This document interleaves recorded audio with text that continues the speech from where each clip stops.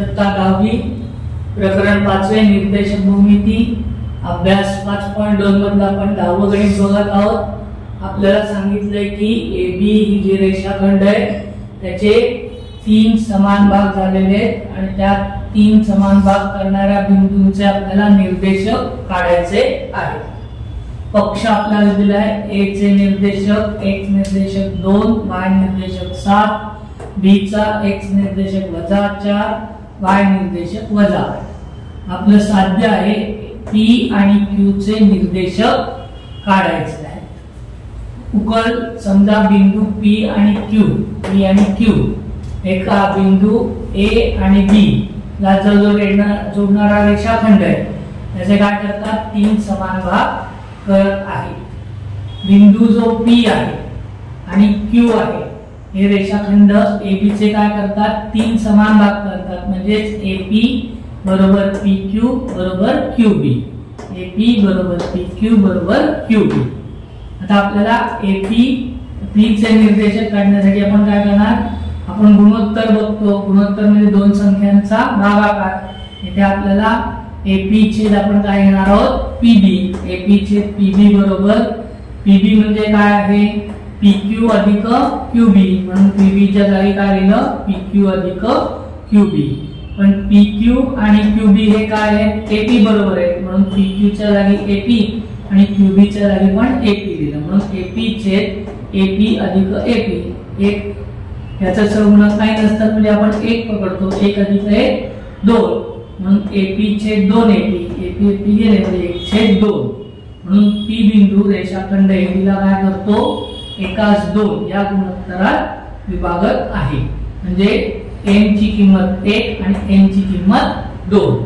आता आपण जे सूत्र बघितलंय x निर्देशकाचं त्यानुसार पहिले P चा x निर्देशक आपण काढणार आहोत। x चं सूत्र आहे mx2 अधिक nx1 छेद m अधिक n।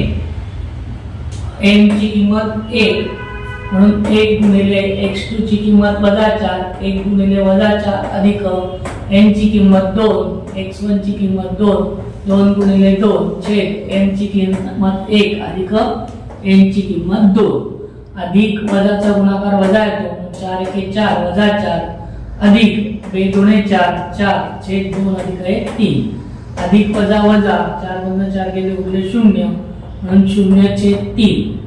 शून्याला कोणत्याही संख्येने भागले की उत्तर 0 येतं म्हणून P बिंदूचा x निर्देशक 0 आहे। आता आपण y निर्देशक काढणार आहोत।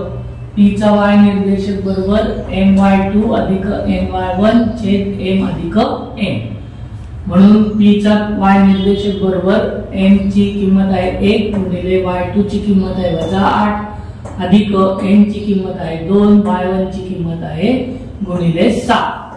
m ची किंमत आहे 1 अधिक n ची किंमत आहे 2।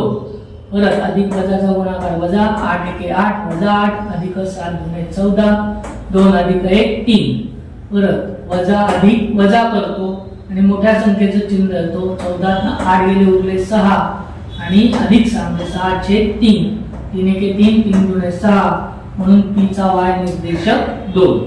बिंदू P चे x आणि y निर्देशक 0 आणि 2। आता आपण काय करणार आहोत Q चे निर्देशक बघणार आहोत। Q चे निर्देशकामध्ये आपण इथे बघितलेलं आहे PQ बरोबर QB, PQ बरोबर काय आहे QB म्हणजे काय झाला Q हा रेषाखंड PB चा मध्यबिंदू झाला। याचा मध्यबिंदू झाला PB चा मध्यबिंदू। मग मध्यबिंदूचा आपण काय करणार आहोत इथे सूत्राने Q चा x आणि y निर्देशक शोधणार आहोत। Q चा एक निर्देशक बरोबर x1 अधिक x2 छेद 2।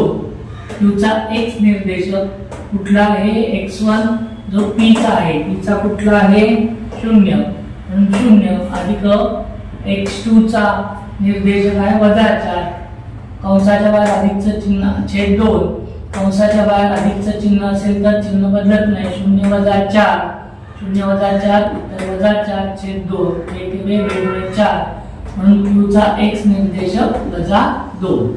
आता Q चा y निर्देशक बरोबर y1 अधिक y2 छेद 2। Q चा y निर्देशक y1 ची किंमत 2 अधिक y2 ची किंमत -8. मग -8 अधिकचं चिन्ह असल्यामुळे बदलणार नाही. 2 - 8 छेद 2 अधिक वजा मोठ्या संख्येचं चिन्ह देतो वजाबाकीमध्ये. 8 2 गेले उरले 6 छेद 2 बेके बेत्रिक 6 म्हणून q चा y निर्देशक -3. म्हणून q बिंदूचे xy निर्देशक -2 - 3.